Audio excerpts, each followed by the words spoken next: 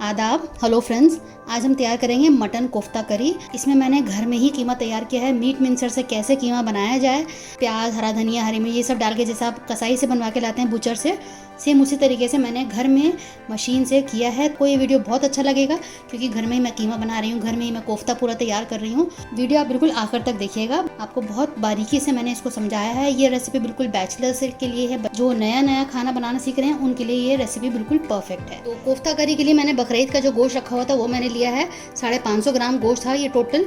तो इसमें कुछ छींचड़े होते हैं जो हमें साफ करने होते हैं। बाहर से आप मंगाते हैं तो साफ सुथरा होकर आते हैं, लेकिन घर में जो है इस तरह की चीज़ें हमें साफ करनी। जैसे चर्बी है तो इसको तो हम यूज़ करेंगे, इससे जो कबाब जो है बहुत सॉफ्ट बनेंगे। लेकिन जो इस तरह की चीज़ होती है ना, इसको हम छींचड़ा बोलते हैं, इसको हमें साफ़ करना होता है। तो मैंने अभी कुछ बोटियों को ये साफ़ किया है। बाकी का मैं आपको एक दिखा देती हूँ कैसे साफ़ करना है। जैसे ये लगा हुआ है यहाँ पे पूरा, ये बिल्कुल बोनलेस पीस है, लेकिन ये है, अगर ये ऐसे भी हल्के से हाथ से आप करेंगे इस तरह से ये साफ़ हो जाता है। और अगर नहीं होता है तो आप हल्के हल्के हाथ से छुरी मारते जाएंगे और ये निकलता चला जाएगा। तो ये इस तरह से आपको घर में साफ़ कर लेना है। अगर आप बाहर से कराएंगे तो साथ में ये भी पिस कर आ जाता है, लेकिन घर पे यही फ़ायदा है करने का कि आप अपने से अच्छे से जितना भी छींचड़ा फालतू चीज़ है उसको आप हटा सकते हैं और बिल्कुल प्योर, बिल्कुल साफ़ सुथरा गोश्त आपको घर में मिल जाता है। तो देखिए हमें बीच में छुरी की भी ज़रूरत पड़ रही, तो छुरी से इसको हम इस तरह से साफ़ कर दे रहे हैं। तो मैं अपने हस्बैंड की मदद ले रही हूँ और ये हम कायदे से इसको साफ़ करके तब इसको तैयार करेंगे। तो घर में अगर आपका बकरीद का गोश्त रखा हुआ है तो आप इस तरह से कर सकते हैं साफ़। ये इसकी चर्बी है, ये हम यूज़ कर सकते हैं, लेकिन इस तरह की जो फालतू चीज़ होती है अपना आप समझ में आया था, इसको हमने हटाना है। अब इसको मैं अपने जो मीट मिक्सर है उसमें मैं आपको कीमा करके दिखाती हूँ। साथ में हम हरा धनिया, हरी मिर्च और सारी चीज़ें इसी के साथ में पीस लेते हैं। जैसे आप बाहर बाजार से करवाते हैं बुचर से, कसाई से, सेम उसी तरीके से हम घर पे अपनी मशीन में करेंगे। अभी मैंने मीट मिक्सर ले लिया है, इसमें मैंने सारा ये मटन डाल दिया है। अब इसका हम कीमा तैयार करेंगे। मैंने मीट मिक्सर का पूरा रिव्यू डाला हुआ है, इसको कैसे यूज़ करना है, कैसे कीमा बनाना है, आप वो वीडियो पूरा देख लीजिएगा। इस वीडियो में मैं आपको इतना डिटेल में नहीं बता पाऊंगी। तो ये मैंने यहाँ पे मीट डाल दिया है और यहाँ पे ये बटन है और यहाँ पे एक होल बना हुआ है, मैं यहाँ पे मीट डालती जाऊँगी और ये हम दबाएंगे। अब यहाँ से हम दबाएंगे जहाँ ऑन लिखा है, तो ये ऑन का बटन है, इससे हम करेंगे। तो मैंने एक दो बोटियाँ इसके अंदर पहले से डाल देती हूँ।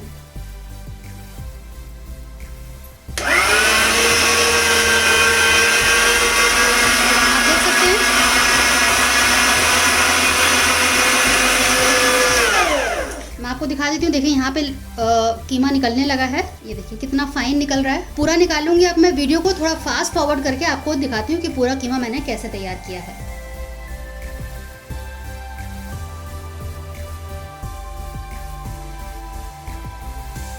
तो आप देखिए पूरा कीमा हमारा 1 मिनट भी नहीं हुआ और पूरा ये तैयार हो गया, कितना बढ़िया सा। अगर आप कोफ्तों के लिए मैं इसको थोड़ा सा और पतला करूंगी तो मैं बारीक वाला ब्लेड इसमें लगाऊंगी, इसी को मैं अब डालूंगी। अभी आप देखिए मैंने इससे कीमा निकाला है, अब मैं थोड़ा बारीक करने के लिए ये वाली ब्लेड लगाऊंगी। तो मैंने इसको खोल के यहाँ से निकाल लिया है, बहुत आसानी से निकल जाता है। अब मैं इसको दोबारा लगा रही हूँ। ये लगाने के बाद अब मैं ये लगाऊंगी। ब्लेड इसका बाहर दिख रहा है तो इसको हम बाहर ही रखेंगे। साथ में मैं हरा धनिया, 2 मीडियम प्याज ली है और 5 से 6 मैंने हरी मिर्च ली है। अगर आप हरी मिर्च नहीं डालना चाहते हैं तो आप कश्मीरी लाल मिर्च या लाल मिर्च जो नॉर्मल है वो डाल सकते हैं। तो सारी चीज़ें मैं कीमे के साथ ही डाल दूंगी।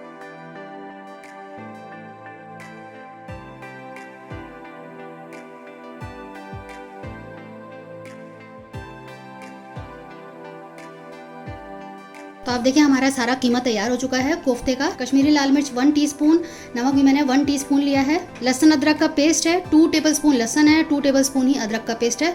आधा हम इसको जो करी बनाएंगे उसमें यूज़ करेंगे, आधा हम इसमें मिलाएंगे। 2 ब्रेड का ब्रेड क्रम्ब तैयार कर लिया। सिंपली मैंने 2 ब्रेड लिए, उसको मिक्सी में डाला और ये हमारे ब्रेड क्रम्ब्स बिल्कुल तैयार हो गए हैं। ये मैंने सत्तू लिया है, सत्तू मैं 2 से 3 चम्मच डालूंगी।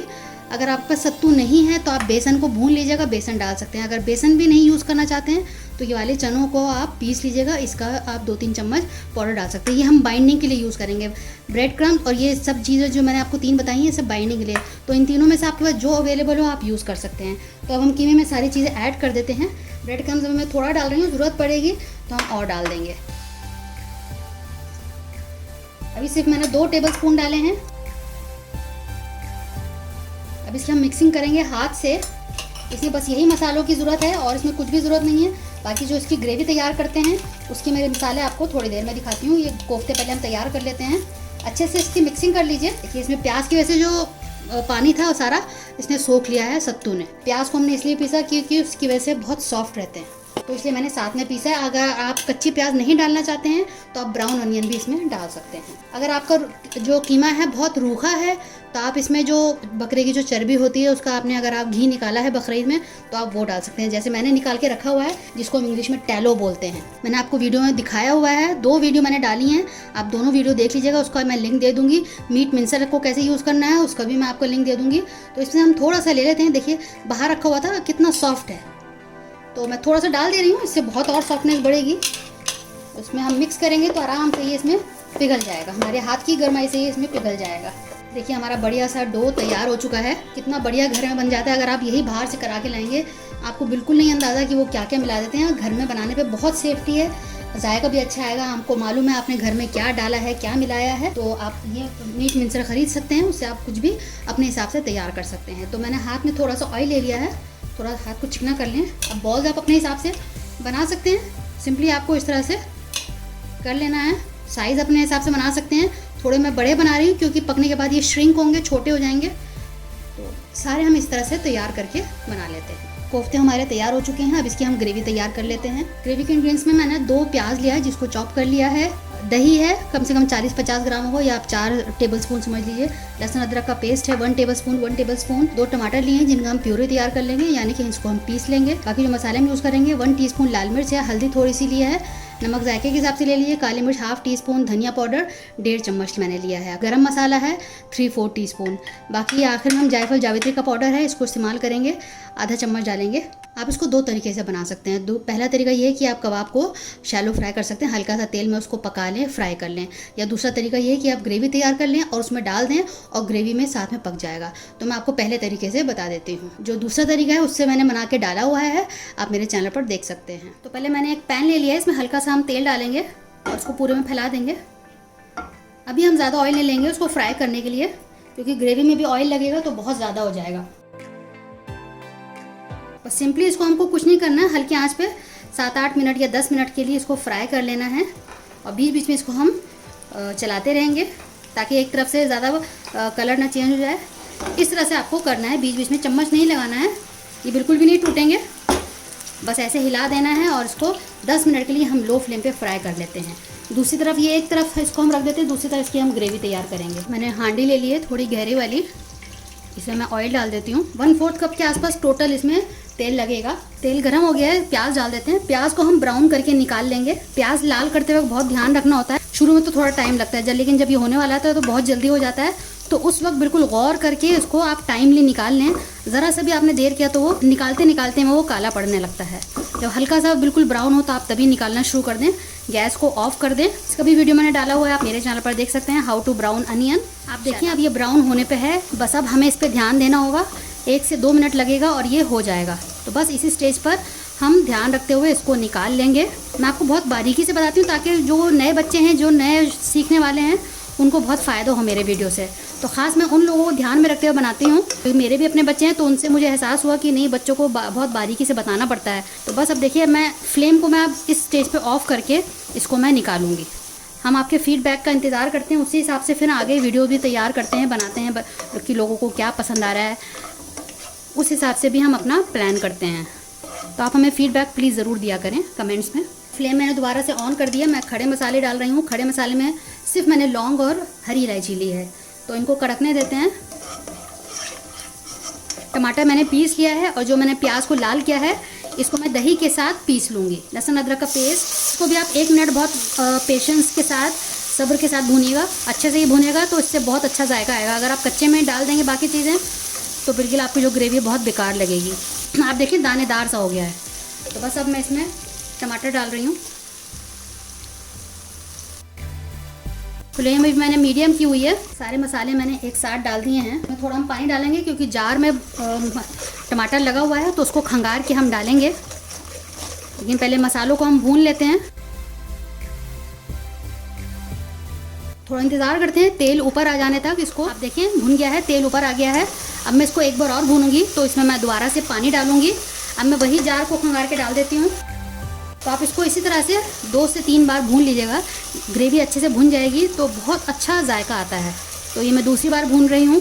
अब मैं फ्लेम को बिल्कुल लो कर देती हूँ, उसको भुनने देते हैं। दूसरी तरफ देखिए कोफ्ते बिल्कुल तैयार हो चुके हैं। अब इनको मैं ग्रेवी में थोड़ा सा और पकाऊंगी। अभी तो मैंने फ्राई किया है, लेकिन हम ग्रेवी में इसको पकाएंगे। बस बीच बीच में मैंने इसको ऐसे कर दिया है और देखिए कितना बढ़िया सा कलर आ गया। दूसरी बार भी ग्रेवी देखिए कितनी बढ़िया से तैयार हो गई है, कितनी गाढ़ी हो गई है, सारा पानी इसका सूख गया है। देखें हमें इस तरह से चाहिए। अब हम इसको तीसरी बार भूनेंगे दही और प्याज का पेस्ट डाल के। थोड़ा जार में लगा हुआ है तो वो भी मैं पानी डाल के उसको भी खंगार के डालूंगी, लेकिन फिलहाल पहले इसको चला देते हैं। फ्लेम मैंने मीडियम टू हाई रखी हुई है। अब इसको भी अच्छे से भून लेते हैं जब तक कि तेल दोबारा से ऊपर नहीं आ जाता है। थोड़ा सा पानी डाल देते हैं वरना ये नीचे चिपकेगा। और लो टू मीडियम फ्लेम पे इसको मैं ढक के दोबारा से रखती हूँ। मैं आपको दिखाती हूँ थोड़ी देर में। तो आप देख लेते हैं, देखिए कितना बढ़िया तरीके से तैयार हो गया हमारा ग्रेवी। बिल्कुल ड्राई हो गया, पानी सूख चुका है। मेरी तरह 3 बार भूनिएगा। मेरी में भी बिल्कुल इसी तरह से 2 से 3 बार भूनती थी मसाले को, तब जाके उसमें कोई भी गोश्त या कोफ्ते डालती थी। अब इसमें हम पहले पानी डालेंगे ग्रेवी के लिए।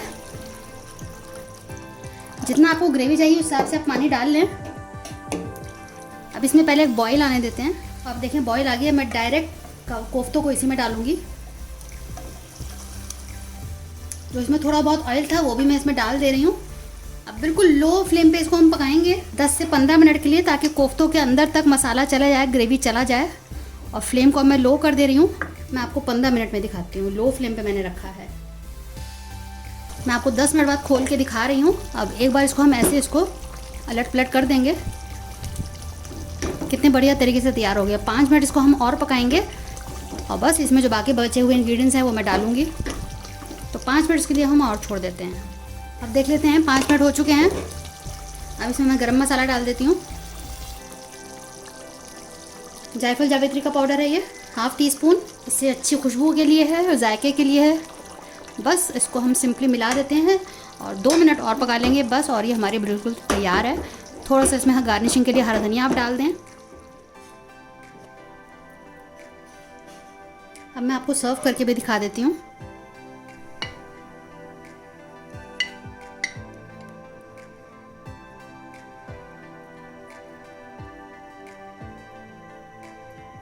तो आप देखिए हमारा बढ़िया सा कोफ्ता करी बिल्कुल तैयार हो चुका है। बनाइएगा, फीडबैक ज़रूर दीजिएगा। हमें आपके फीडबैक का इंतज़ार रहता है। रेसिपी अच्छी लगे तो लाइक बटन ज़रूर दबा दीजिएगा। शेयर ज़रूर करिएगा अपने दोस्तों के साथ, अजीज़ों के साथ। अगली बार मिलते हैं किसी नई रेसिपी के साथ। तब तक के लिए शुक्रिया। देखते रहिए शहनाज दस्तरखान।